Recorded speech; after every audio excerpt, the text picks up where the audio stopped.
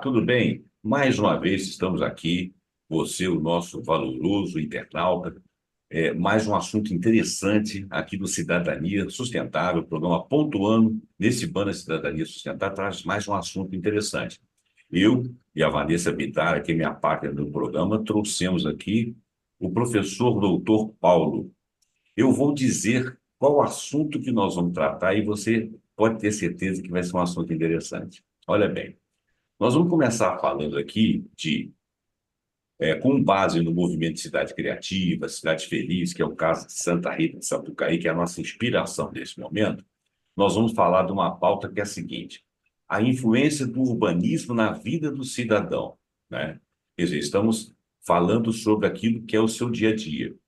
E para isso nós trouxemos aqui o convidado, o professor doutor Paulo Tadeu Leite Arantes, arquiteto da EAUMG, mestre e doutor pela FAO-USP e professor aposentado titular do Departamento de Arquitetura e Urbanismo da Universidade Federal de Viçosa. Então, a gente vai falar nessa pauta, a influência do urbanismo na vida do cidadão, nós vamos falar da cultura aliada em transformação local, o empreendedorismo como dinâmica para novas realidades e a tecnologia como auxiliar da produção de território. Então,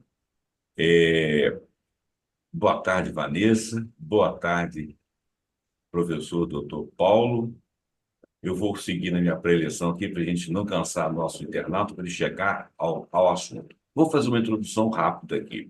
A cidade criativa está associada a um espaço urbano e ao equilíbrio entre o novo e o antigo, o tradicional e o inovador, o clássico e o moderno, o calmo e o inquieto. Eu tirei isso de um vídeo sensacional que depois você pode pesquisar aí na internet. Bom, mas são ambientes de inovação que promovem o desenvolvimento por meio da tradição e da identidade urbana. Este espaço fomenta e incentiva que seus cidadãos estejam engajados na proposição de soluções criativas e inovadoras para os desafios reais encontrados. Dentre as mais ligadas à inovação, a cidade criativa se destaca por valorizar as capacidades urbanas e cidadãs nesse processo transformacional. O tema cidade criativa inclui várias áreas do conhecimento e, por isso, não possui uma única definição. Porém, há um consenso que o conceito se relaciona mais com um processo evolutivo de mudança, de desenvolvimento, né? Não necessariamente de crescimento. O trabalho de Charles Landry e Franco Bianchini deu, há 30 anos aproximadamente, o conceito de cidade criativa. Esses pesquisadores desenvolveram ações e pesquisas em mais de 100 cidades de continentes diferentes para compreender o impacto do desenvolvimento da vida artística, cultural e social local na regeneração urbana.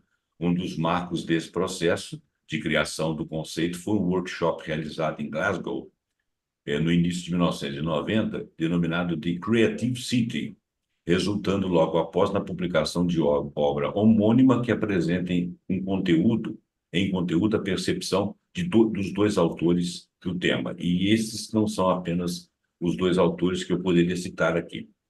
Bom, mas historicamente, o empreendedorismo como dinâmica para novas realidades. A classe criativa nasceu com a teoria do pesquisador Richard Florida, na área da economia urbana. Relacionado ao impacto econômico da concentração de talentos nas cidades, foi divulgada a sua obra A Ascensão da Classe Criativa, publicada em meados dos anos 2000.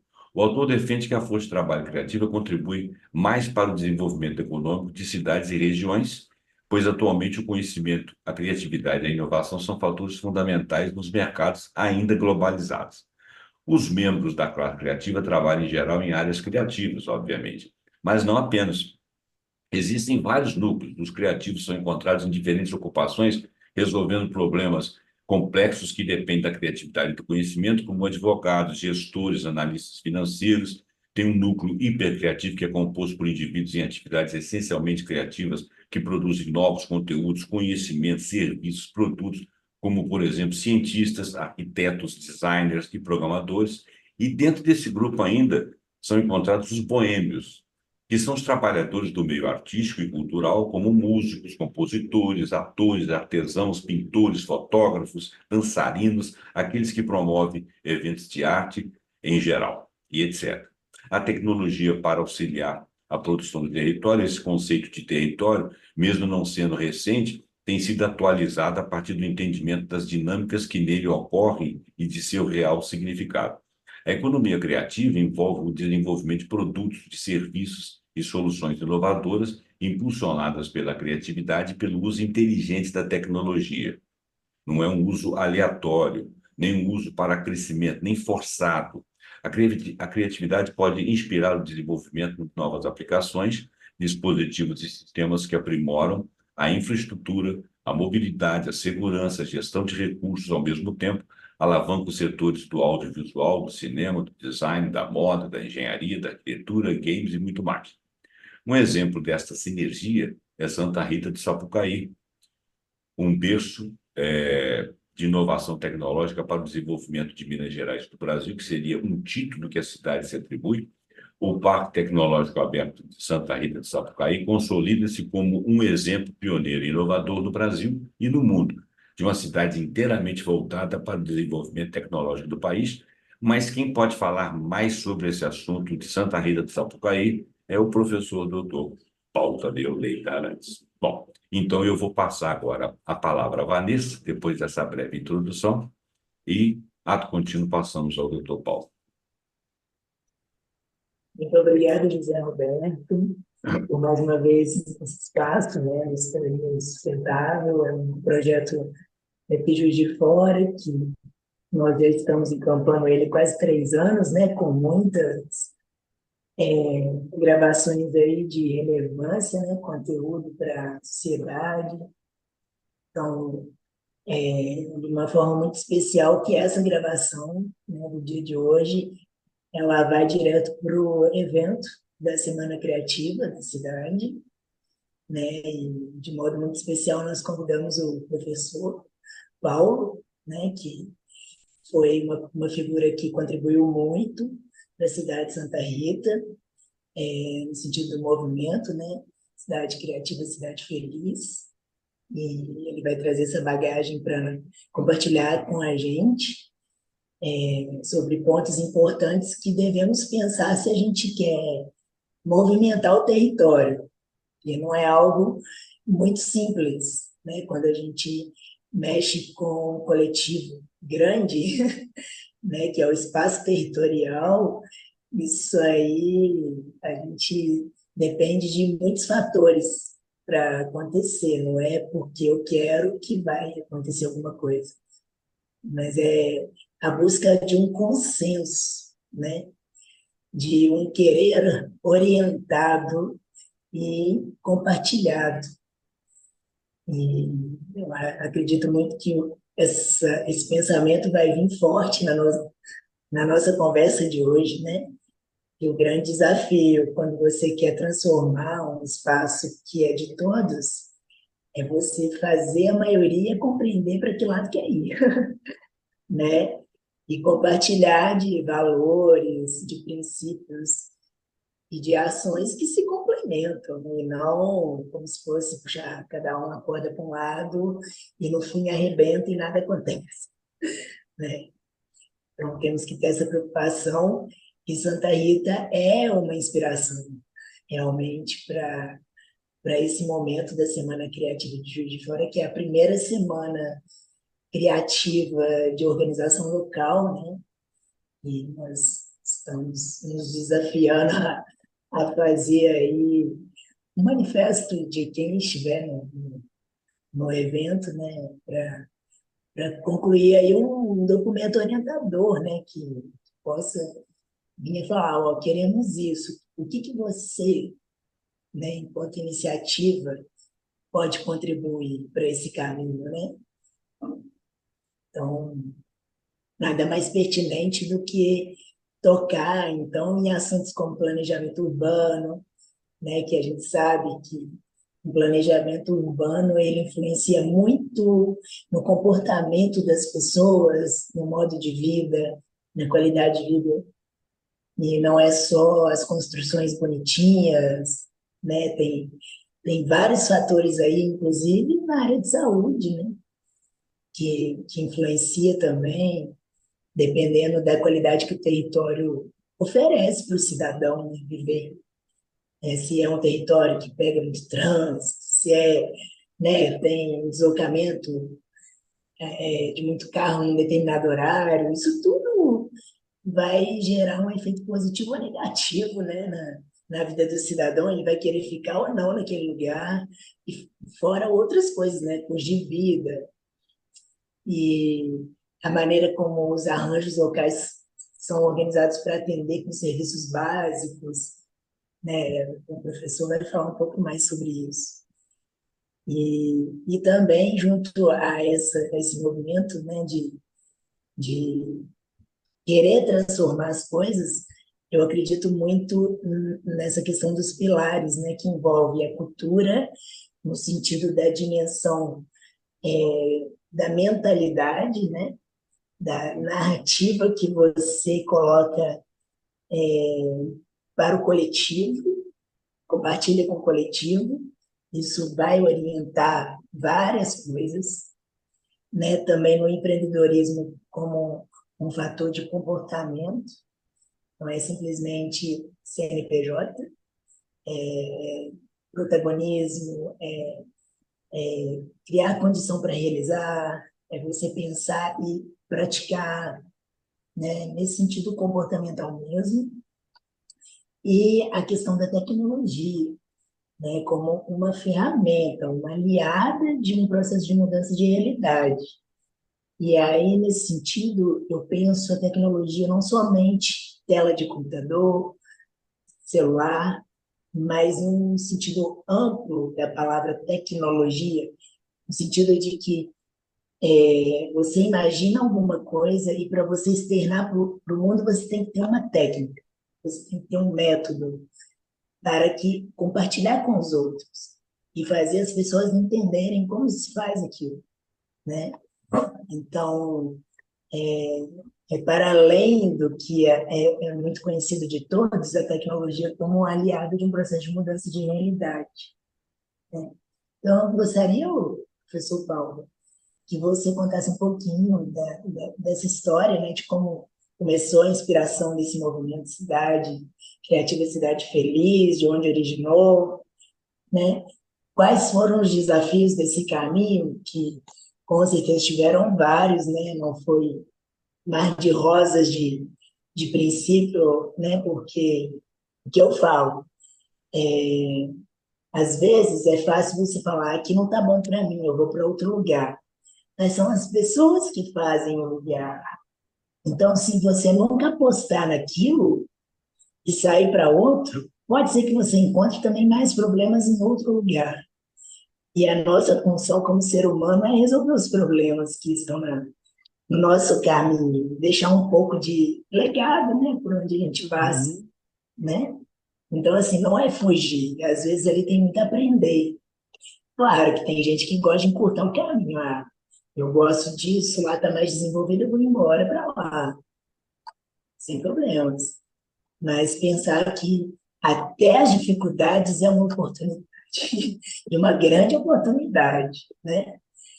Então, assim, contar dessa trajetória sua no projeto Santa Rita, acho que vai contribuir para nós aqui do evento. Pensar como que a cidade pode interpretar isso para a realidade dela, né? E com certeza com muitos protagonistas, né? E já pessoas no movimento vai conseguir identificar o que já é caminho, né? Que já está em processo e às vezes precisa só de uma certa conexão, né? Então é isso, muito obrigada e eu deixo a palavra com você. Pode ficar à vontade para dar o seu recado e a gente vai interagindo. Muito obrigada. Bom, em primeiro lugar, agradeço, né, o convite e a confiança de vocês, né, em passar esses minutos aqui conversando, né, sobre esse trabalho lá em Santa Rita. Quero também aproveitar para estimular a todos aqueles que estão participando desse evento da importância que tem hoje você pensar ou repensar a cidade numa nova dimensão, né? Nós somos seres por natureza, urbano, né? Nós não vivemos sem ser em comunidade, né? Podemos morar numa cidade de 1.000, de 2.000 habitantes, ou numa de 2 milhões de habitantes, mas a necessidade de ter, né, uma concentração de pessoas, ela vem ao longo da história, né? Isso não é de hoje, né? É por isso que alguns autores dizem que a cidade é a maior invenção da humanidade, né? É porque é a forma que o homem escolheu de viver, né? E de evoluir, né? Todas as evoluções, todas as inovações, elas sempre dependeram de uma concentração de pessoas, né? Uma inovação não acontece, né, num local isolado e ela morre ali, né? Ela vai produzir resultado, ela vai trazer benefício, ela vai impactar a vida das pessoas, desde que você tenha a concentração, né? A densidade de pessoas, tá? Então, eu estou fazendo esse preâmbulo rápido apenas para reforçar e sublinhar a importância de vocês aí em Juiz de Fora estarem pensando em novas alternativas, né? Em buscar, né, formas, talvez não muito convencionais, de você reestruturar a cidade, né? Nós sabemos que as pessoas, elas têm poder para fazer isso, né? Às vezes a gente fica só pensando ou aguardando que o governo faça, mas o governo também é feito de pessoas, né? Então, quando você ajusta essa sintonia, né, entre um segmento e outro, você consegue dar um salto, né? Então, a experiência de Santa Rita, que é o caso aí que vocês me convidaram para falar, ela foi uma experiência que começou de uma forma totalmente inusitada. Isso foi há 10 anos atrás, quando a gente começou esse trabalho. O prefeito, a cidade havia tido uma troca de prefeito, né? O prefeito estava recém-possado, e o vice-prefeito, que era conhecido meu, me procurou pedindo, né? Ele falou: olha, eu tenho umas ideias aqui. Ele é um professor também, lá em Santa Rita tem uma instituição bem conhecida, que é o Inatel. Ele, inclusive, tinha sido diretor do Inatel, né? E, de repente, ele se tornou o vice-prefeito da cidade. E aí ele falou para mim: olha, eu não tenho nenhum outro objetivo em ter aceitado disputar uma eleição se não for para contribuir para a cidade. Eu não tenho assim nenhuma vaidade política, né? Nem tenho um objetivo único, exclusivo de me tornar um político, mas eu tenho como objetivo deixar um legado para a cidade. Eu estou frisando e falando com uma certa ênfase a palavra legado, que você também já disse aí agora há pouco, porque quando ele falou dessa palavra, eu falei: opa, isso me agrada. E aí ele falou: olha, na eleição a gente fez um plano de governo, a gente elencou algumas prioridades, algumas, né, obras, né, evidentemente, né, tem que ter obra, que a gente acredita que possa ter algum impacto na cidade, né? Daí a palavra legado, segundo ele. E ele listou para mim, né, todas as obras, todas as iniciativas, todos os programas que ele queria colocar em prática na cidade, no mandato que ele estava acabando de assumir, né? E aí, dada a nossa liberdade, a nossa amizade, eu falei para ele: olha, prefeito, no caso, vice-prefeito, né? Tudo que você está tá propondo aí é absolutamente factível, viável, são obras ou iniciativas que realmente vão causar um impacto na cidade, mas a palavra legado ficou no começo, quando disse, né, quando ele disse que ia deixar um legado. Eu falei: olha, mas eu vou ser muito sincero, essas obras e essas iniciativas não vão deixar legado. Se é esse o objetivo, legado no meu sentido, porque cada um pode ter o direito de entender a palavra como bem quiser, né? Eu falei, olha, eu entendo que legado é tudo aquilo que você faz e que depois de feito, você causa uma transformação profunda, no caso, na cidade, de tal forma que ela nunca volta à situação anterior àquela iniciativa, aquele projeto, aquela obra que você fez. Isso, para mim, é legado, né? E eu falei, olha, eu posso usar, inclusive, o exemplo aqui da sua cidade, né? Lá na década de 50, até a década de 50, o que era Santa Rita? Era uma cidade como tantas outras que vivia do café com leite, né? Tinha uma elite rural, que era a elite mais assim, importante da cidade, e a população era uma população muito insignificante em termos populacionais, e a atividade econômica era café e leite. Tá? Então, a cidade nasceu lá na década do século XVIII e ao longo de todo o século XIX, já estava do século XX, aliás, já estava chegando na metade do século XX e a cidade continuava café com leite. Aí essa mulher, teve uma pessoa, né, uma mulher lá de Santa Rita, uma senhora, que por uma série de motivos ela era casada com um embaixador e lá foi morar no Japão, e aí lá no Japão ela teve conhecimento de algumas coisas que ela nunca tinha ouvido falar, nem quando ela estava no Brasil, e uma das coisas é a palavra eletrônica, né? Na década de 50, eletrônica não existia, rádio era de válvula, né? Então, essa se chamava, o nome dela é Sinhá Moreira, né? Ela ficou tão entusiasmada com o que ela ouviu dessa novidade, né? E lá no Japão dizendo, olha, o futuro da humanidade é a eletrônica, o futuro da humanidade vai passar por essa tecnologia. E ela terminou o mandato dele lá no Japão, do marido dela, ela voltou para o Brasil e ela ficou com aquilo na cabeça, e ela pertencia à elite santarritense, né, porque ela era filha de um dos fazendeiros, né, importantes da cidade, e ela chegou e falou, olha, eu quero montar uma escola de eletrônica aqui em Santa Rita. Aí todo mundo falou, mas eletrônica, o que é isso, né?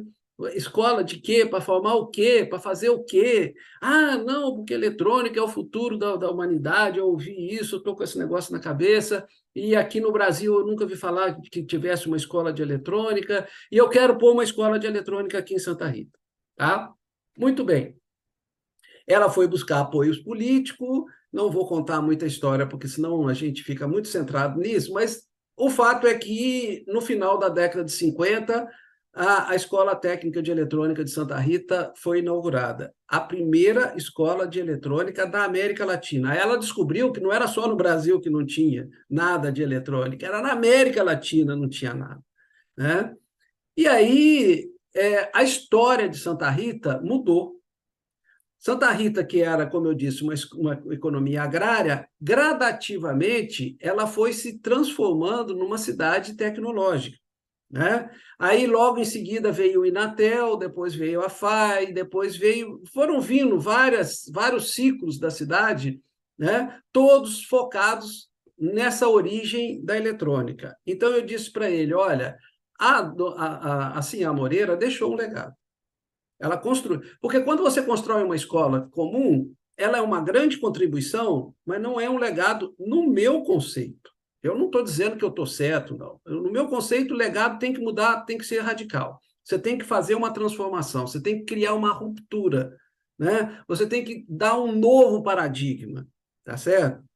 E aí ele falou, mas então se nada disso é legado, o que você me sugere? Eu falei, olha, já que você está me dando a liberdade, eu estou estudando um assunto novo. Eu morei uns tempos na Alemanha e um dia estava lendo na internet, procurando um artigo de um assunto que não tinha nada a ver com cidade criativa, e eu deparo com um texto de um ex-professor meu que falava sobre esse negócio de cidade criativa. Eu falei, mas nunca ouvi falar, né? Aí tentei olhar no Brasil se tinha alguma coisa já. Eu sou da área, não é possível que eu não estou sabendo, né? Já tinha acabado de sair do doutorado na FAO, que é o nosso referencial maior em termos de de estudos, né, em urbanismo e arquitetura. Lá nunca ouvi ninguém falar, tentei fazer os meus contatos lá, não conheço, nem nunca ouvi falar nessa experiência, não, nunca nem falando dessa palavra, cidade criativa, o que é isso? Aí eu falei, olha, eu estou em contato com esse professor meu, porque aí, através do artigo, tinha o contato dele de e-mail, aí eu fiz o contato, a gente começou a conversar, aí ele já tinha morado no Brasil. Eu falei, mas no Brasil não tem nada de cidade criativa até hoje? Eu falei, não tem nada. Não, mas isso já começou aqui na Europa tem mais de 10 anos, entendeu? Eu falei, mas que estranho, né? A gente está tão defasado assim, né? Bom, aí como o espírito de um projeto de cidade criativa me deixou fascinado, né? A estratégia, vamos dizer assim, de cidade criativa não é uma estratégia que demanda você ser uma metrópole ou um grande centro, você pode fazer isso em cidades de qualquer tamanho, porque é uma mudança de postura. Na realidade, a cidade criativa é uma mudança de postura em relação à cidade. É você deixar de investir em obra física e investir em pessoa. Essa é a essência do projeto de cidade criativa. Você mexer com outra coisa, né? Que é o sentimento de pertencimento das pessoas, né? Porque quanto mais arraigado tiver o sentimento de pertencimento das pessoas, mais elas dão resposta para a cidade. Porque muitas vezes as pessoas ficam acomodadas, né, na sua, né, condição de reclamar que não acontece nada, que a cidade está indo de mal a pior, mas ela, como pessoa, não faz nada, né? E essa estratégia, vamos dizer assim, ela, de uma certa forma, mexe com as pessoas, para que elas passem a ser protagonista da cena urbana, e não um mero espectador da cena urbana, né? Na essência, é isso. Aí ele falou, mas eu também nunca ouvi falar sobre isso. Eu falei, olha, eu vou mandar uns textos para você, você dá uma olhada, se você topar, a gente pode fazer. Eu não estou falando que cidade criativa vai ser um legado de Santa Rita, não. Eu estou apenas fazendo a centelha, estou acendendo o fogo, entendeu?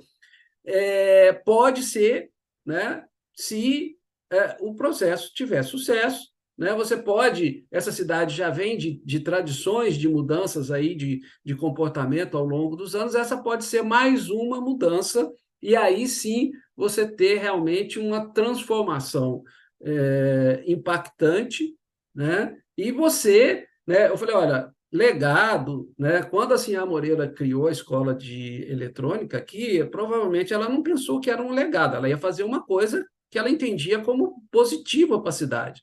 Por que virou um legado? Porque ao longo do tempo ela mexeu de tal forma com a estrutura urbana da cidade que ela virou um legado. Então o legado ele não vem já chancelado, não, né? Você faz a experiência, você coloca aquelas ideias em prática, vê o impacto que isso vai dar, vê se você consegue fazer as transformações que você quer e vê se ela consegue sobreviver. Se você consegue transformar e manter aquela transformação ao longo dos anos.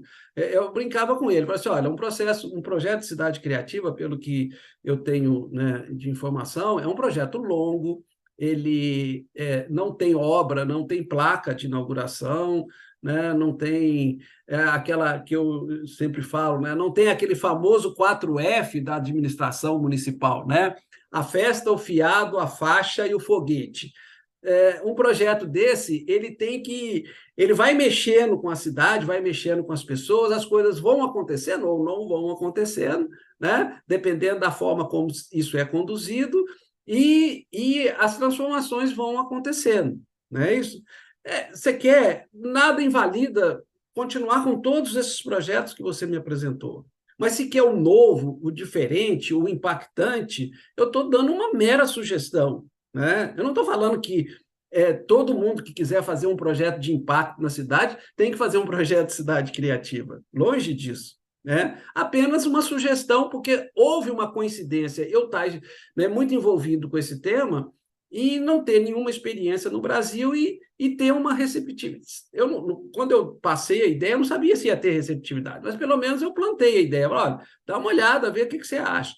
E aí depois ele me retornou e falou assim, tá, então nós vamos começar. Como que começa? Eu falei, não sei, nunca fiz, nós vamos começar junto, tá? O que eu posso fazer, e eu vou fazer com todo prazer, é te dar o suporte, vamos dizer assim, conceitual, né? Eu não vou dizer que, como eu nunca fiz, nunca mexi com isso, eu estou lendo muitas experiências, eu estou vendo muito sucesso desse tipo de estratégia, né? E eu acho que pode ser aplicado aqui, como pode ser aplicado em qualquer outra cidade. Não precisa ser, não é Santa Rita que tem características que vão se ajustar nisso, né?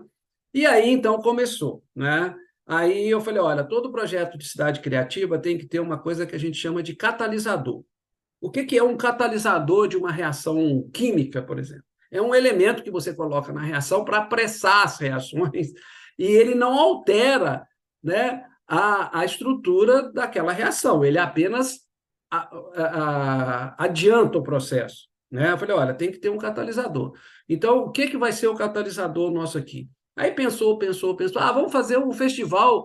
Falei, olha, uma coisa é importante, que você precisa, que a gente precisa ter em qualquer projeto de cidade criativa, a gente precisa de ter algumas questões que são importantes, como, por exemplo, qual é o papel da cultura hoje em Santa Rita? Tá? Qual é o papel? O que pesa na estrutura urbana as atividades culturais? Pesa muito, pesa pouco, pesa nada, pesa mais ou menos, né? Porque a cidade criativa ela tem na cultura um dos seus pilares mais importantes, mas a cultura vista de uma outra forma, né? Vocês vão me desculpar, eu vou falar de uma forma bastante rude. Não é a cultura, porque as cidades, no Brasil, de uma maneira geral, quando você fala assim, principalmente as cidades menores e tal, quando fala, aqui tem uma Secretaria de Cultura, tem. O que ela faz? A exposição agropecuária e o carnaval. Né? São duas atividades que qualquer cidade pequena tem e que tá errado? Não, de forma alguma. Mas é só isso? É só isso que é cultura, né? E a cultura local? Eu não estou falando a cultura que você importa, que você traz um artista aqui que faz um show que todo mundo gosta. Nada contra isso. Mas e a cultura local? E os talentos da cidade? Como que ficam? Aonde que eles vão buscar o suporte para eles crescerem, né? Então, a cultura é um fator importante. Aí foi a ideia de fazer um festival, né? Que unisse tecnologia, empreendedorismo e cultura. E arte, né? Cultura e arte, empreendedorismo e tecnologia. Porque tecnologia e empreendedorismo era uma coisa assim que Santa Rita sempre teve, desde quando a ET foi fundada, lá no final da década de 50. Mas essa outra perna, né? Cultural e artística, não, nunca Santa Rita foi conhecida por essa parte, né?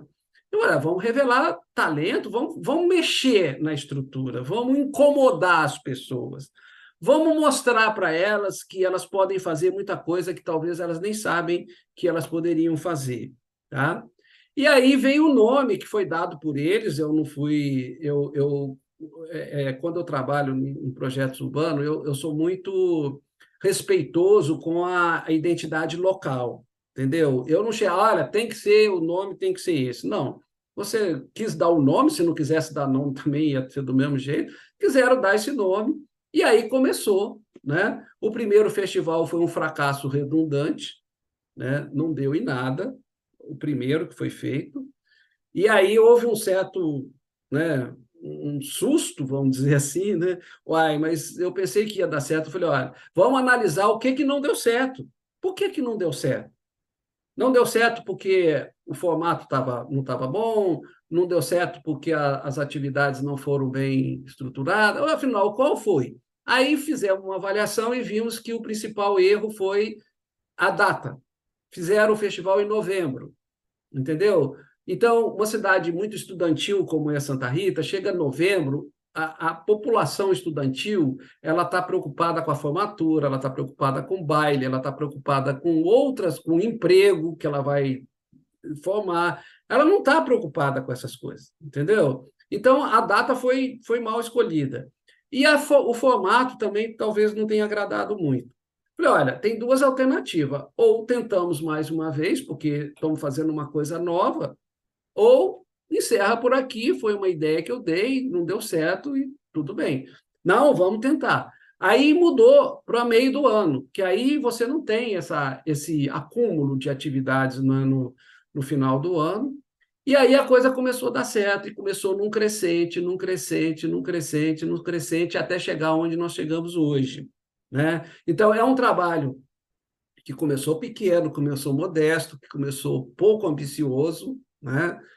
E foi ganhando a ambição, aí foram descobrindo os talentos, o importante do projeto Santa Rita que é o seguinte, o vice-prefeito falou para mim assim, olha, eu não tenho dinheiro para fazer isso. Eu falei, então vamos fazer um processo cooperativo.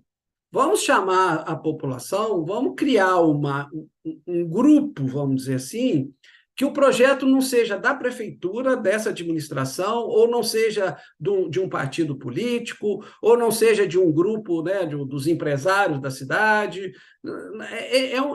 Vamos tentar atrair as pessoas para criar, né, um sistema local, né, de pessoas interessadas em fazer transformações na cidade. E foi assim que foi feito, né? E é assim que ele se estrutura até hoje, né? Eu só recomendei que não chancelasse o evento, o projeto, como uma iniciativa daquela administração, mas sim da cidade, entendeu?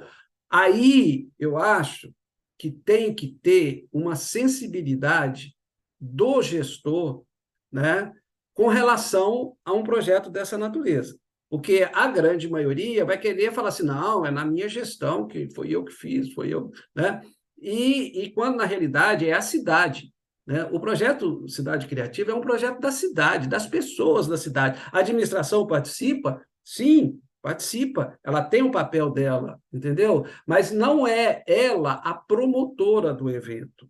Ela senta na mesa com todo mundo, o que for da parte dela é da parte dela, o que for da parte de empresário é da parte de empresário, o que for da parte artística, da classe artística da cidade é da classe artística, o que for... Enfim, cada um tem o seu papel, entendeu? Agora, falar isso é fácil. Agora, você trazer isso para a realidade não é tão simples assim.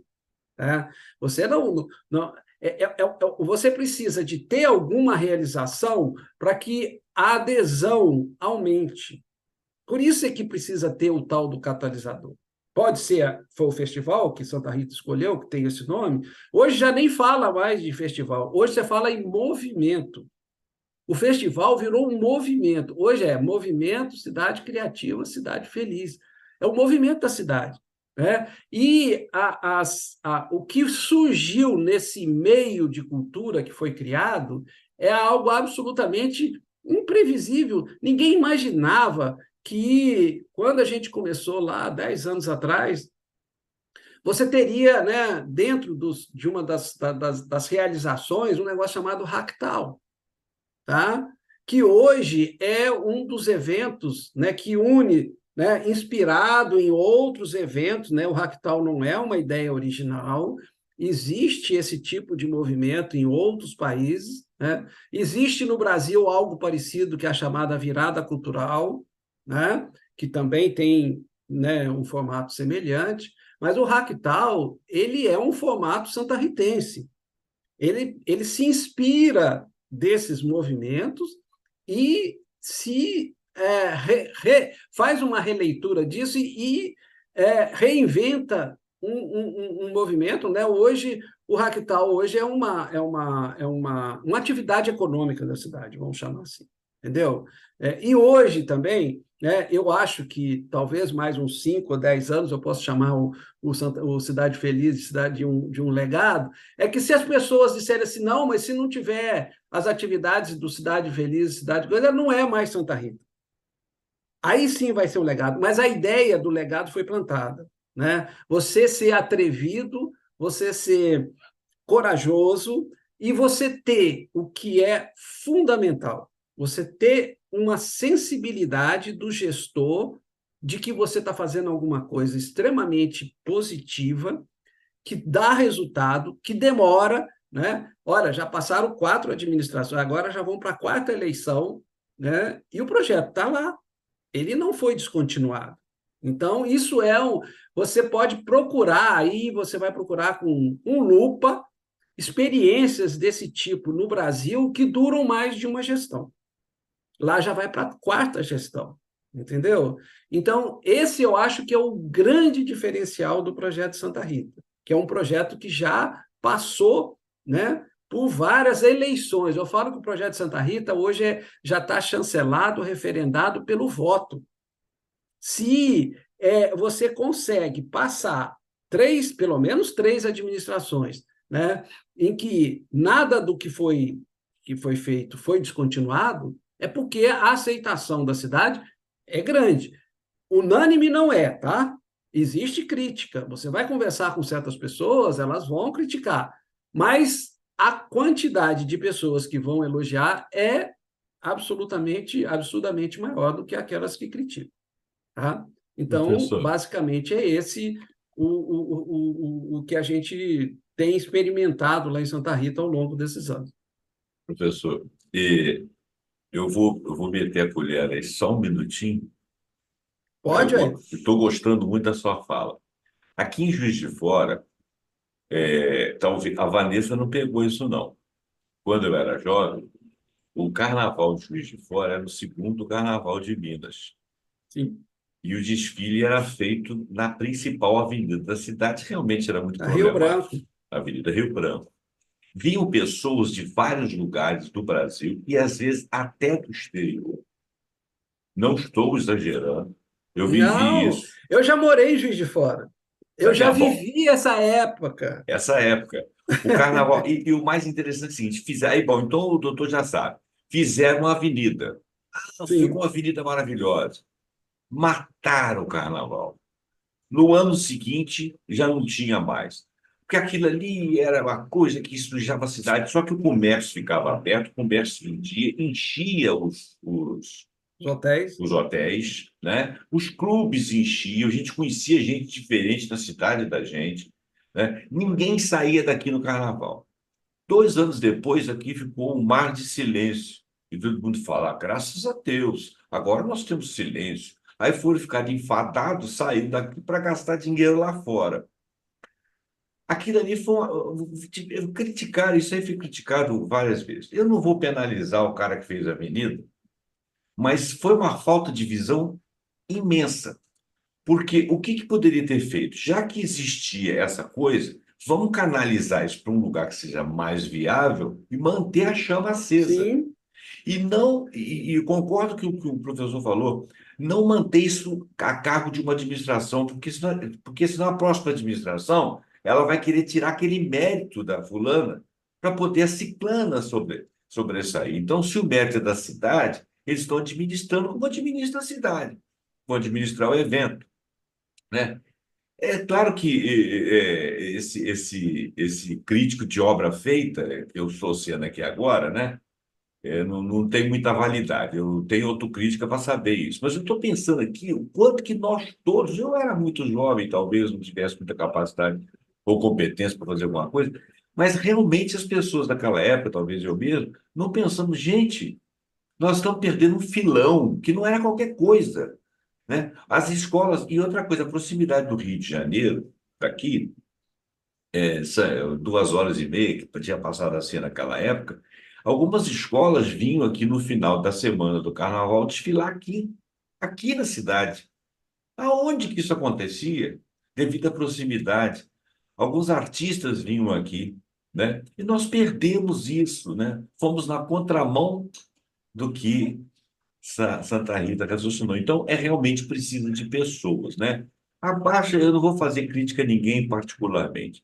Vou dizer que nós, enquanto cidade, perdemos essa oportunidade, que Santa Rita não perdeu. É só essa colherada que eu queria dar aí. Mas fala mais é. aí. Então, você está falando aí, eu acho que é um ótimo exemplo, né? Eu morei em Juiz de Fora no final da década de 70,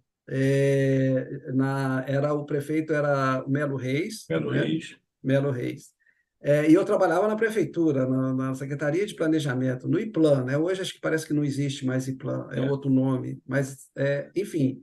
É, apenas para referendar o que você disse, as pessoas, quando, né, amigos, até familiares meus, quando sabia que eu estava morando em Juiz de Fora, falavam assim, ó, quando chegar no carnaval, nós vamos para sua casa, hein? Quando é que eu quero conhecer o carnaval de Juiz de Fora.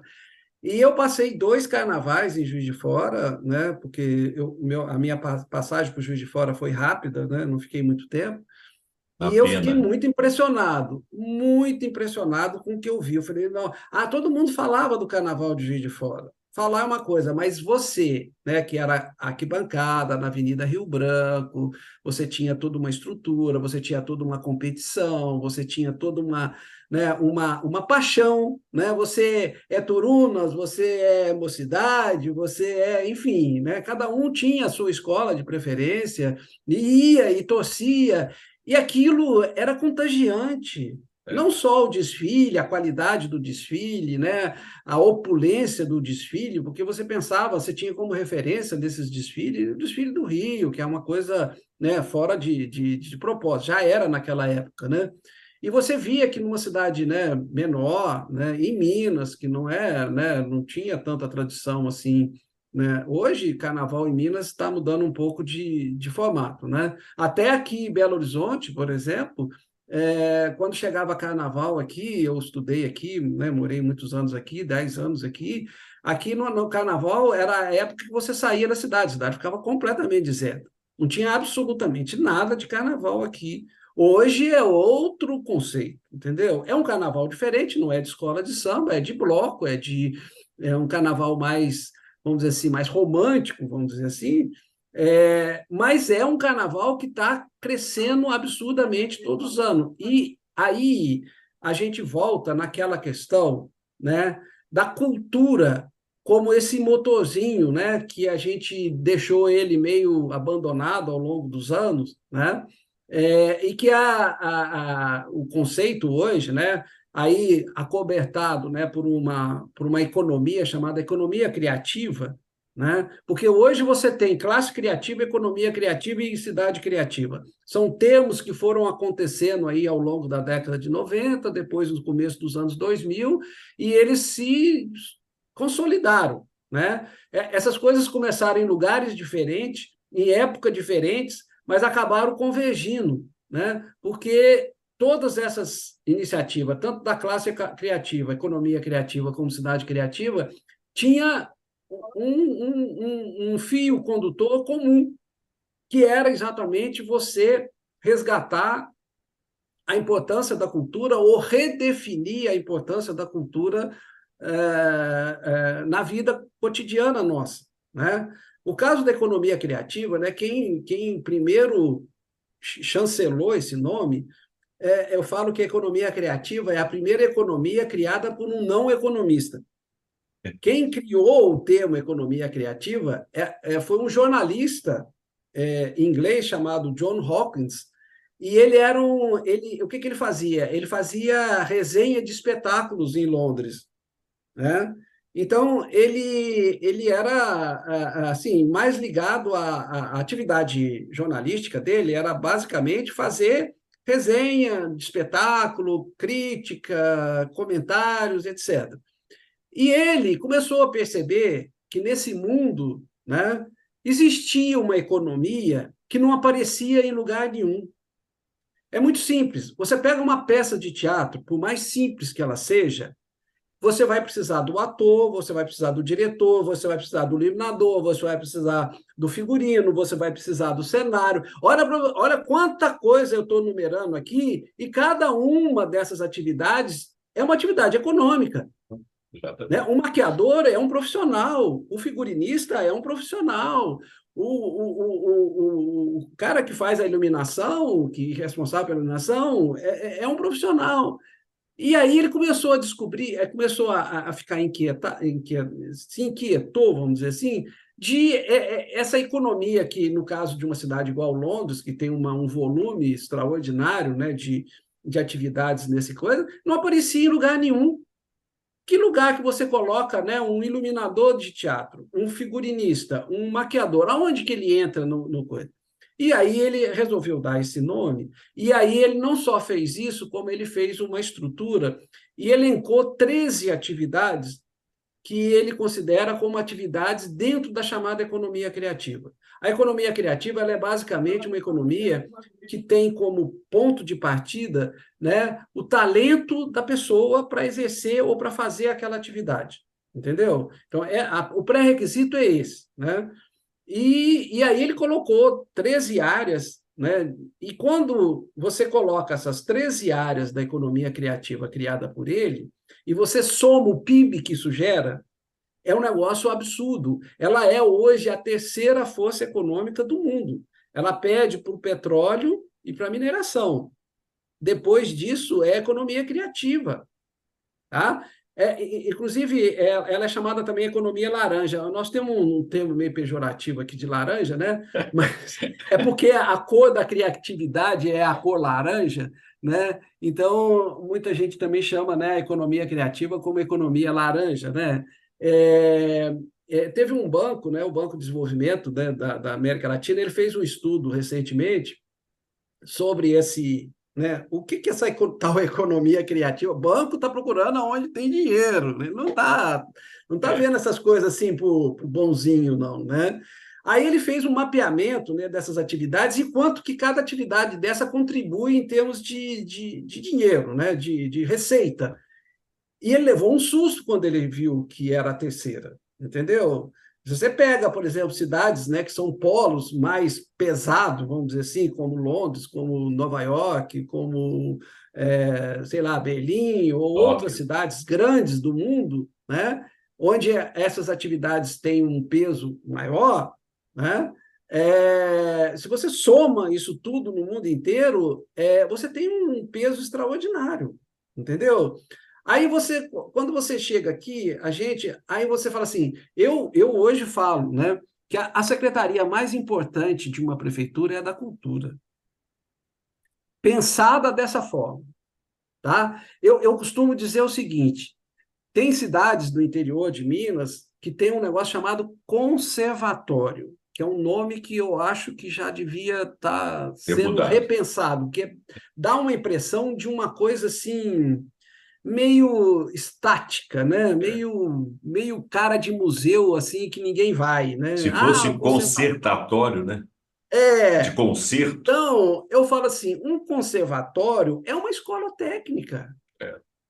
Você forma um violinista, você forma um pianista, você forma um saxofonista, você forma uma cantora de ópera, você forma quantos profissionais? E essas pessoas podem sair dali e passar a ter como atividade profissional aquilo que ela aprendeu lá. Mas qual que é a visão de conservatório? Conservatório, no grande número dos casos, é aquele lugar onde os pais levam os meninos, enquanto está no ginásio, para aprender a tocar violão, para aprender a tocar piano, aí tem aquelas audições, aí acabou, o menino foi para a faculdade, já não marcha mais com coisa.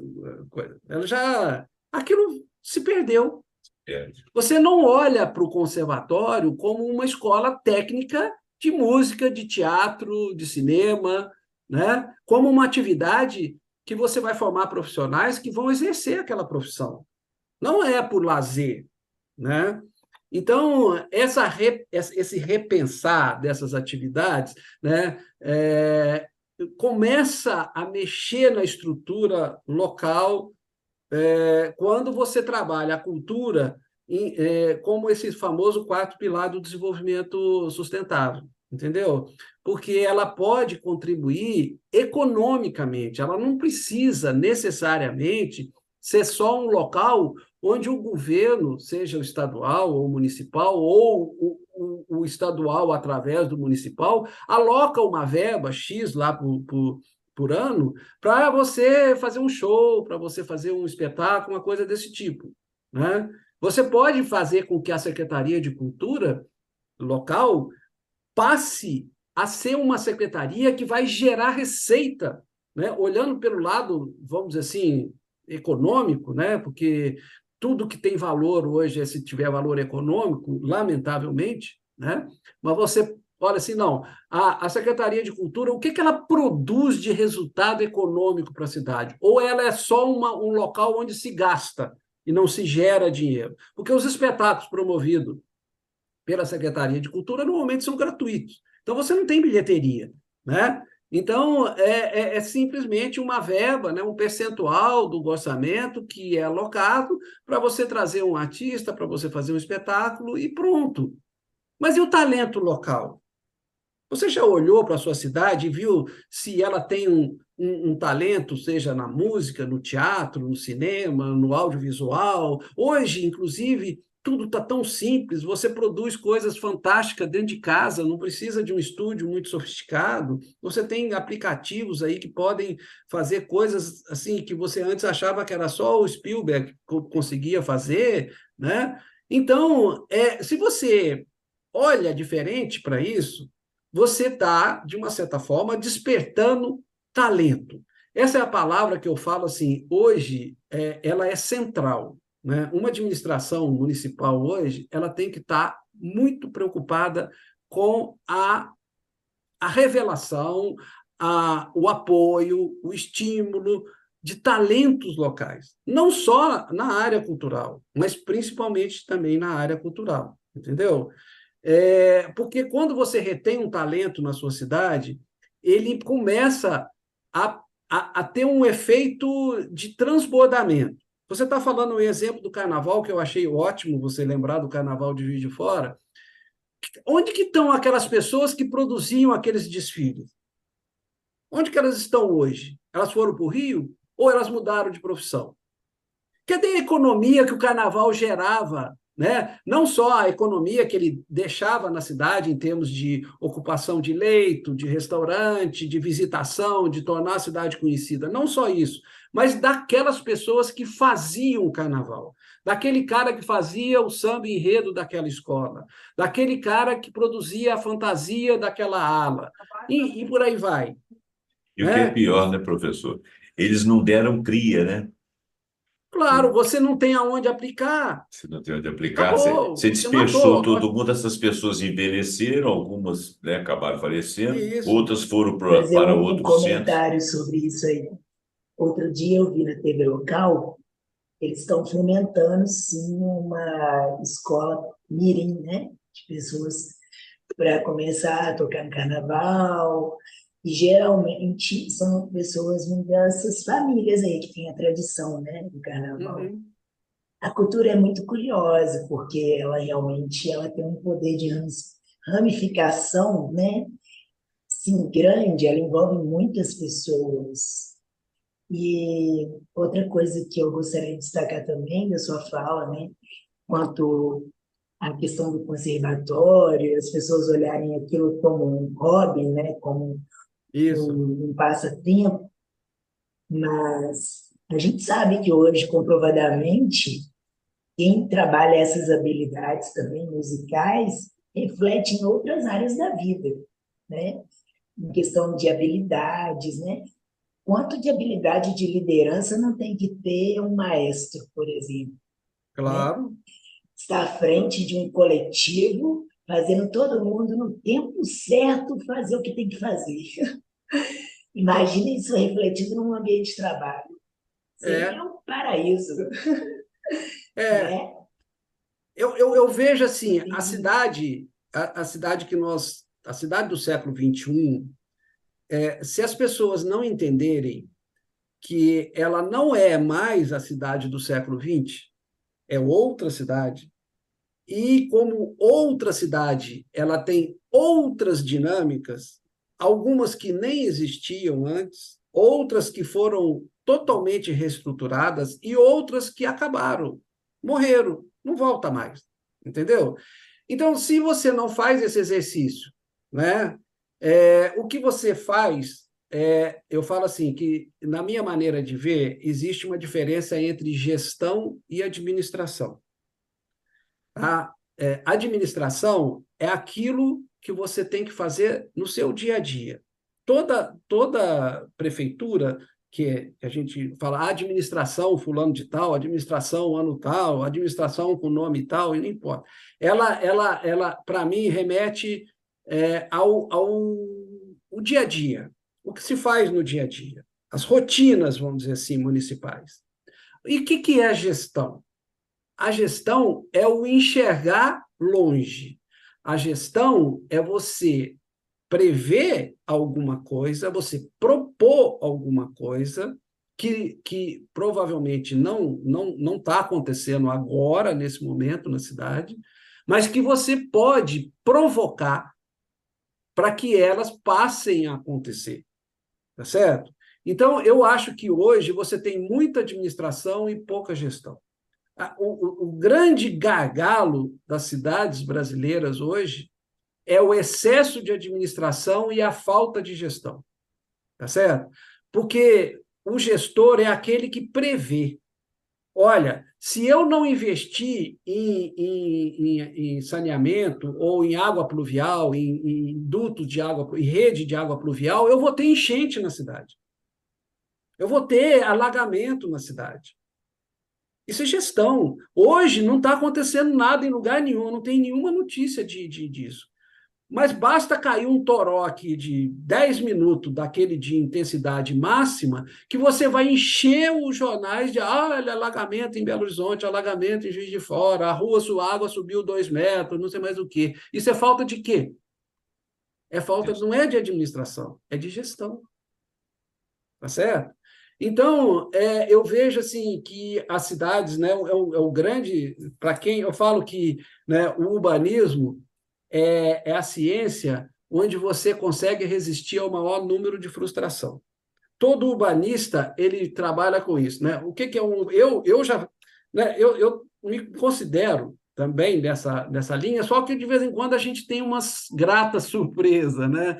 Eu falo que o trabalho de Santa Rita é o único que, de todos os trabalhos que eu já fiz na área de urbano, que me dá um certo retorno, entendeu? Ainda que, como eu disse, ele não está concluído, ele é um processo de longo tempo, mas o que ele já me deu até agora, só de saber que ele tem 3 gestões que está acontecendo, já me faz acreditar ou já diminui um pouco a minha decepção com o urbanismo, entendeu? Já me fala assim, não, o urbanismo dá sim, né? Eu acho que você pode ser feliz, né, com o urbanismo, você pode conseguir resultado com o urbanismo, né? É óbvio que eu precisava desse exemplo, senão às vezes, provavelmente nem estaria conversando aqui agora, né? Porque o que a gente precisa é de ter coragem de mudar, entendeu? E, para isso, você tem um componente técnico e um político. Essa é a equação difícil de você equilibrar, entendeu? Porque você conseguir sensibilizar um administrador de fazer mudanças que não vão gerar votos na primeira eleição e que até pode tirar voto, né? Se a mudança for muito drástica, né? Você não vai ter. Eu não faço nada no urbanismo sem que o administrador local, e não deveria ser o gestor, mas é o administrador local, concorde.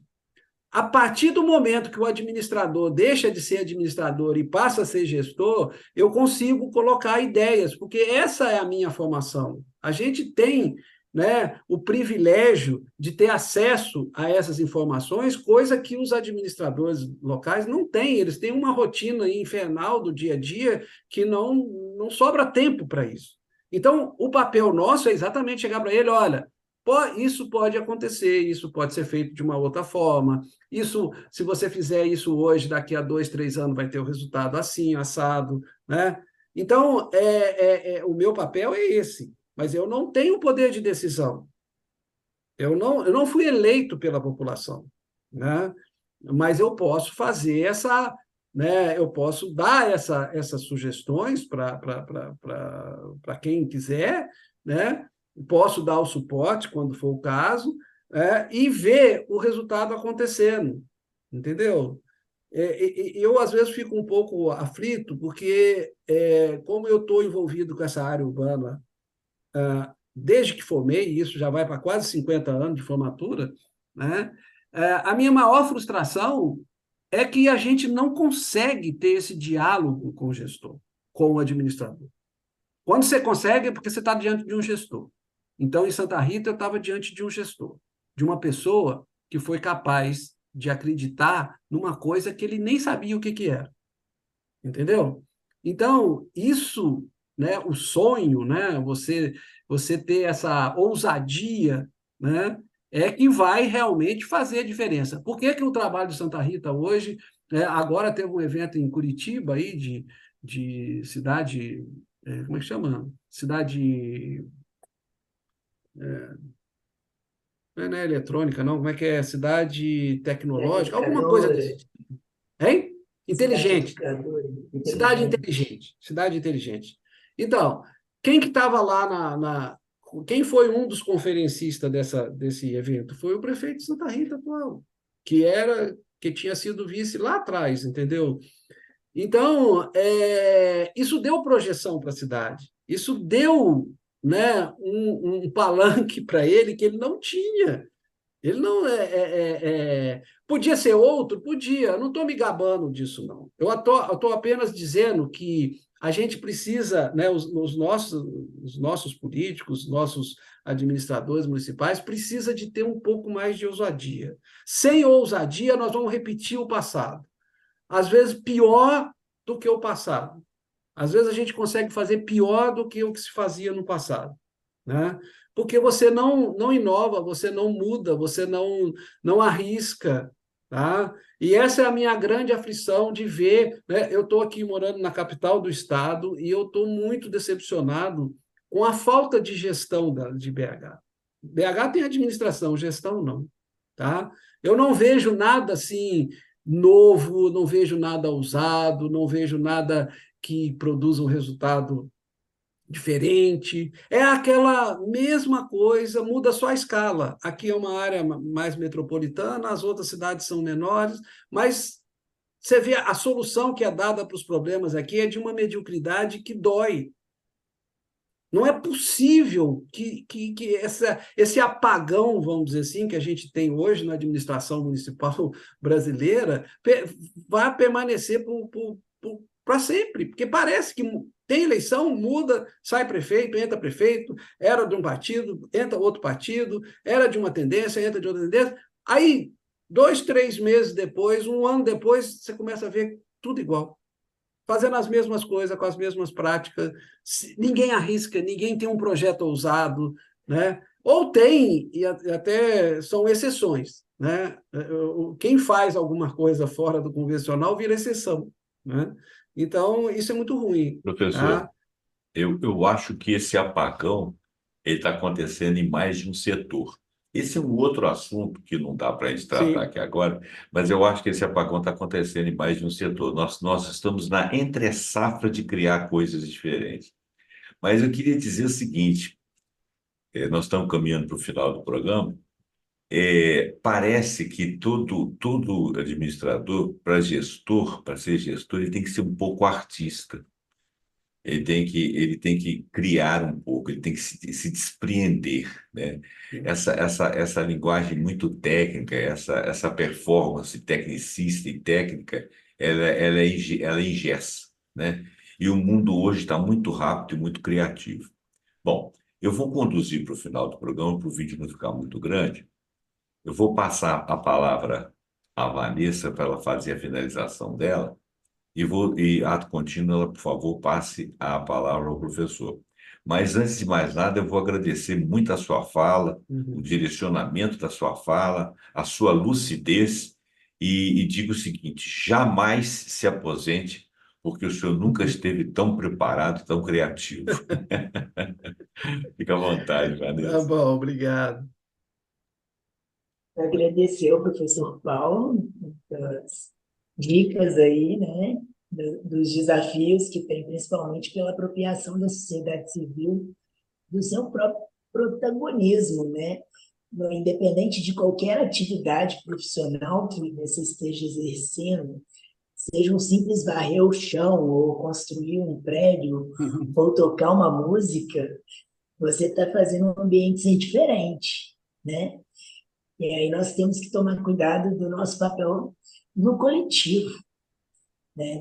E nunca subestimar aquilo que você pode fazer, né? Porque o impossível não existe. É só uma questão de opinião, né? Como diz a música. Com certeza. né? Como diz a música, e eu acredito muito nessa questão. Nunca foi feito, mas se der errado. Se der errado, a gente aprende, Com certeza, isso né? mesmo. É o início da história que você contou. E principalmente, né, a gente vê aí que às vezes fica tudo na mão, né, do poder público resolver, mas será que não tem que ter um pouco de protagonismo do lado de cá, né?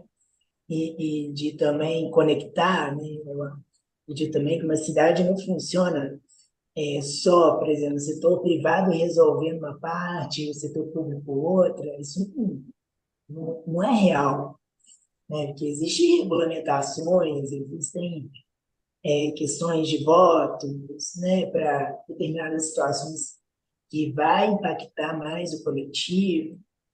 Então, a gente deveria, né, ter em nossas formações, pelo menos, um pouco de noção de território, né? Independente da área que você escolha atuar, isso vai impactar no que você escolhe fazer. Né? Se você quer empreender um lugar, não é um desejo seu, às vezes, a fazer aquilo para aquele lugar sem consultar qual é a realidade local. Né? No que essa realidade me apoia, no que eu desejo fazer. Né? Isso aí é uma premissa do empreendedorismo. Né? E, e se eu quero fazer uma coisa nova, o desafio está na mudança de mentalidade. Às vezes vai demorar um pouco, né? E você vai ter que criar os catalisadores para tentar não desistir, Uhum, né? Aquilo vai mudar sozinho, eu quero fazer isso, mas isso ainda não acontece, mas eu acredito que aqui vai acontecer. Então, qual é a estratégia que eu posso criar para gerar esse desejo em mais pessoas, para que isso venha a mudar, né? Então, eu estou sendo empreendedor e eu estou trabalhando com cultura também. Eu estou tocando uma ferida cultural, uma mentalidade, que não é individual, é coletiva, que é mais complexa, né? Para eu não ser a louca do pedaço, né? Só vai você pensa aquilo, né? Não, vamos compartilhar a loucura, com né? certeza. É isso aí. E as tecnologias, né, que hoje é o brilho dos olhos de muita gente, né? Nós temos também que ter um certo cuidado com essas implementações, porque ela pode gerar efeito positivo ou negativo. Quantas vezes nós vemos aí, né, dentro da perspectiva de cidade inteligente, que muitas coisas não funcionam em determinados locais, de tecnologias que são criadas, por exemplo, um departamento de poder público, sem interação com a comunidade. Às vezes criam aplicativos que não tem função, seria só mais um, Uhum, né? Porque faltou ali envolvimento da população para saber se aquilo realmente faria diferença na vida das pessoas daquele local, né? Então tem todo um processo assim de construção para que as coisas fiquem e não se limite à questão de poder político, né? De identidade política de um local. Não, a sociedade ela se apropriar do que há de melhor que está acontecendo, independente de partido que fez, que não fez, né? Mas aquilo está sendo bom para a cidade, aquilo cresceu em alguma coisa, algum ponto, vamos manter. Como que a gente vai manter isso? A sociedade civil ciente de que ela tem que fazer a parte dela, de que ela tem que exigir que aquilo vai ficar, né?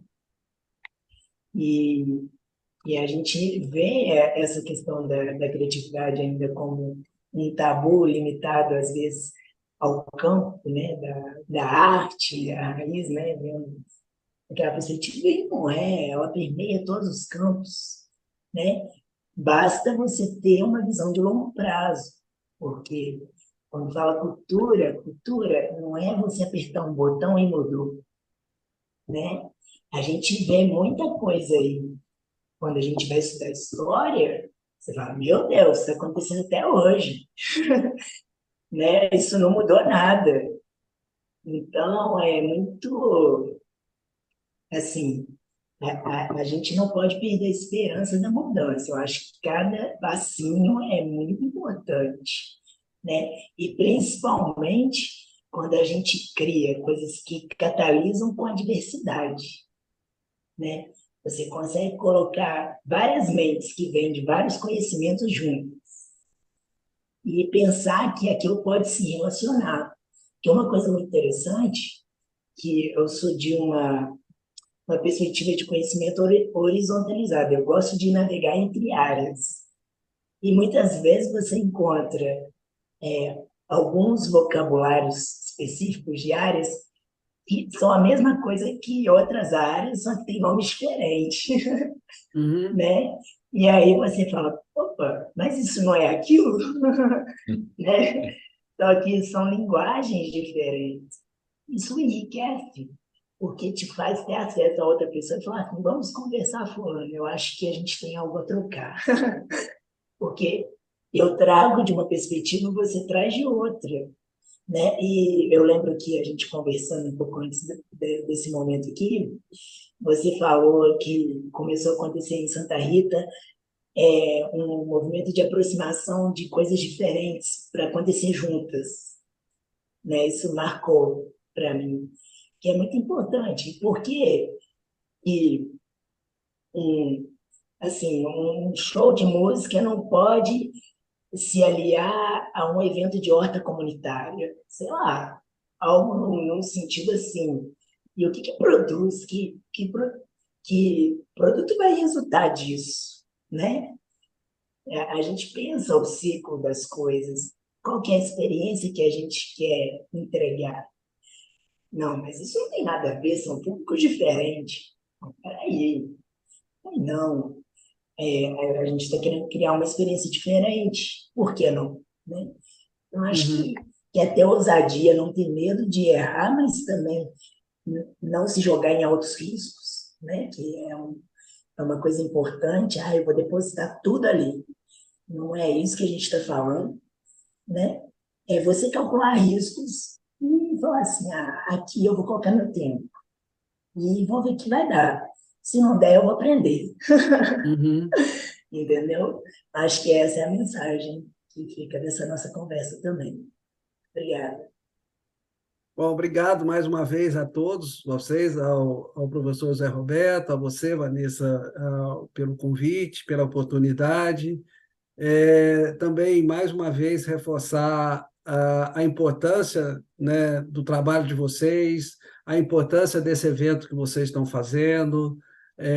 O processo é meio formiguinha mesmo, você vai mexendo, né, vai cutucando, né, aos poucos, vai mostrando, vai sinalizando, né, outras perspectivas.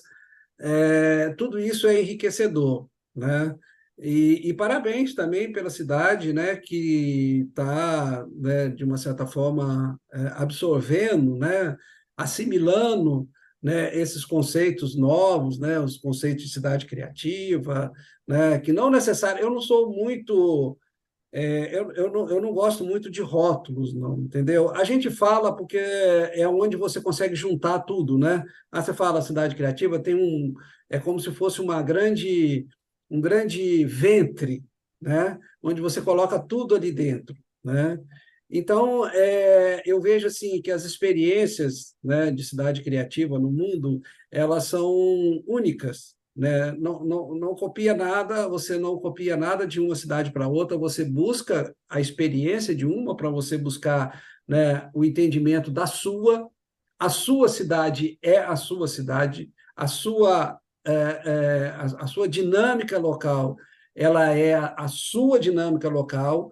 Algumas coisas que deram ou que dão certo numa cidade pode não dar em outra cidade, né? Então, essa capacidade, né, primeiro, de absorver essas experiências e depois de transformar né, as experiências que foram, né, relatadas, ou que você experimentou, ou que você viu, ou que você vivenciou, e transferir isso para a sua realidade com a cor, a tonalidade da sua cidade. Isso é fundamental. Não só para o trabalho de cidade criativa ou né, de inclusão, né, de redefinição de papéis, no caso que eu estou reforçando muito a questão da cultura, né, mas, enfim, né, a gestão ela tem que estar de olho, né, muito aberto e muito atento à realidade local, mas também ela tem que ter esse olhar que transpõe, né? que vai além da realidade local para buscar essas novas experiências e mesclar com a dinâmica local para você dar o salto. Né? Aquilo que eu sempre falo e que eu vou repetir, vou deixar como uma mensagem para todos que estão, né, participando desse evento, a cidade que não transforma, ela se fossiliza. Isso não é uma frase pronta minha, não é nada, entendeu? A gente tem centenas de exemplos de cidades no mundo inteiro, não só no Brasil, mas no mundo inteiro, de cidades que resistiram à transformação e se deram muito mal. Né? Eu posso citar, por exemplo, Detroit, lá nos Estados Unidos, né? Uma cidade que era extremamente industrial, o parque, o coração da indústria automobilística do mundo, vamos dizer assim, durante décadas. Né? Detroit viveu a primazia, né, dos benefícios, entre aspas, que um parque industrial gigantesco que ela tinha, né, podia dar para a cidade. De repente, a indústria mudou de lá, saiu de lá, e a cidade virou um deserto. E ela demorou muito, agora que ela está se reestruturando para se posicionar novamente no cenário, né? Mas ela perdeu população, ela perdeu a densidade, ela perdeu a identidade, ela perdeu tudo, porque as transformações, elas não é que você muda a identidade, você transforma a identidade, você relê a identidade local diante dos desafios daquele instante, daquele momento que você está vivendo.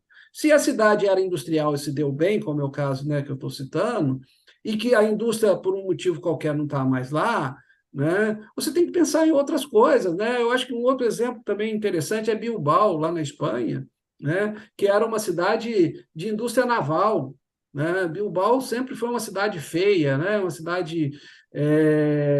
Indústria naval não é uma coisa assim... Né? Eu não vou sair daqui do Brasil comprar uma passagem para ir em Bilbao, porque lá se constrói navio, entendeu? Mas o caso de Bilbao também entra dentro dessa mesma coisa, né? Bilbao, a indústria naval de Bilbao, de uma hora para outra, foi para a Coreia, foi para a China, e a cidade ficou a ver navios, né? Literalmente a ver navios, Literalmente. e não fabricar navios, né? É. Era tão bom quanto ela fabricava, mas ela ficou só vendo navio, né? E aí gastou um tempo para que ela repensasse o que nós vamos fazer, como é que Bilbao vai acabar, nós vamos fechar, todo mundo mudando a cidade, aquele pessimismo, né? Ainda junta algumas tragédias urbanas lá, né? De chuva, de enchente, enfim, é o caos total. E o que aconteceu com Bilbao? Qual foi o catalisador de Bilbao? Foi uma filial do Museu Guggenheim. Né? Imagina que quando eles enfiaram a cabeça nesse projeto, as lideranças da cidade, olha aí de novo aquilo que a gente está falando aqui, né? Dessa conversa, dessa concertação entre pessoas, né?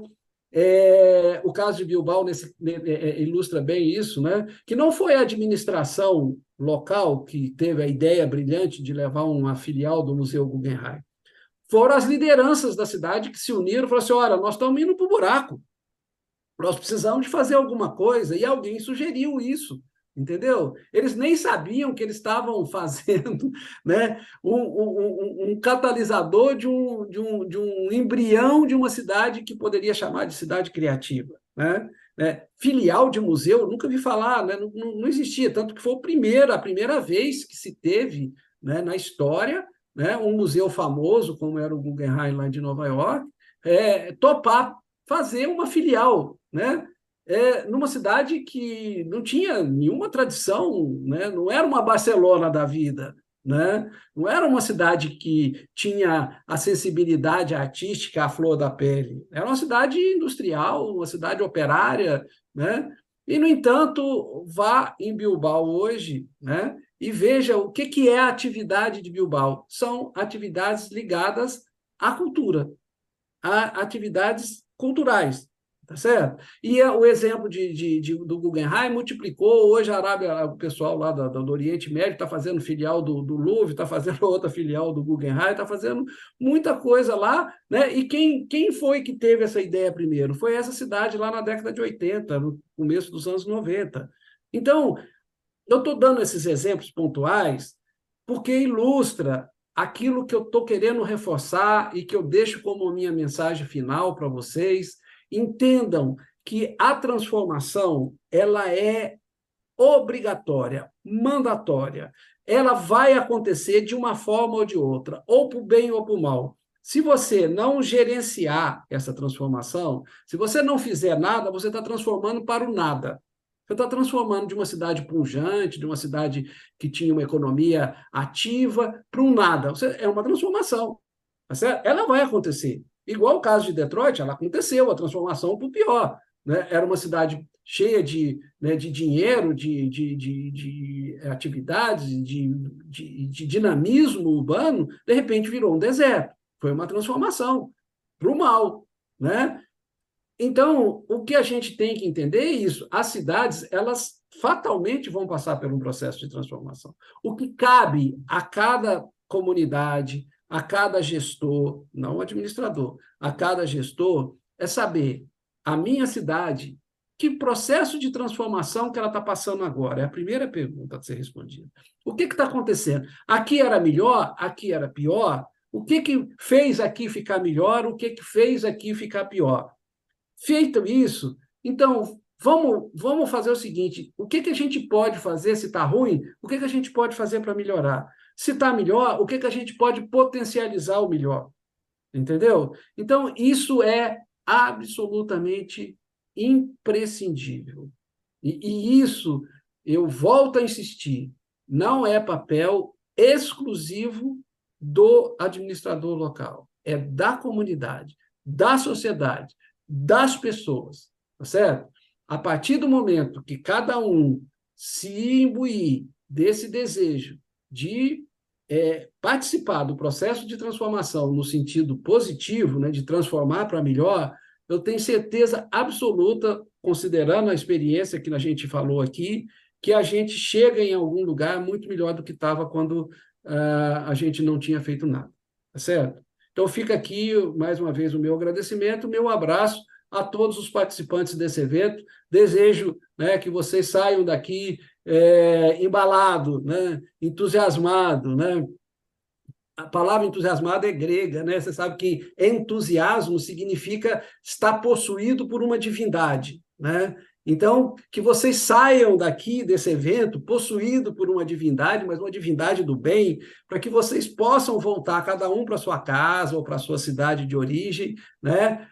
Pensando nisso, que isso é importante, porque isso é que vai definir a qualidade de vida que todos nós estamos querendo.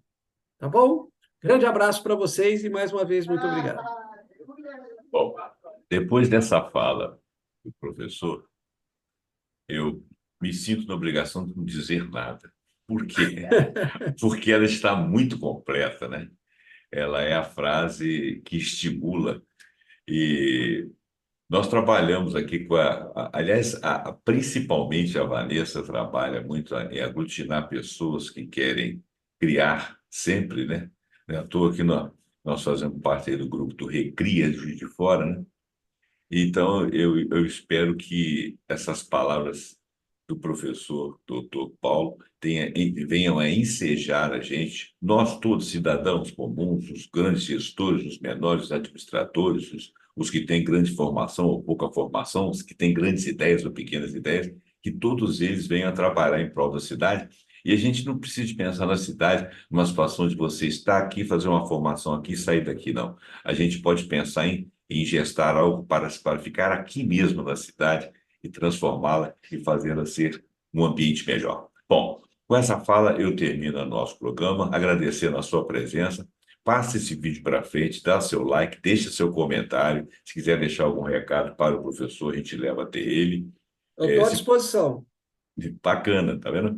E se você tiver alguma sugestão, até de falas, de assuntos, deixa também no comentário aí, e sugestão de pessoas que nós estaremos abertos a levar para frente, que o programa tem esse objetivo realmente de trazer as pessoas e as suas ideias. Muito obrigado e até o próximo programa pontuando cidadania sustentável com algum assunto muito interessante. Muito obrigado. Obrigado. Tchau.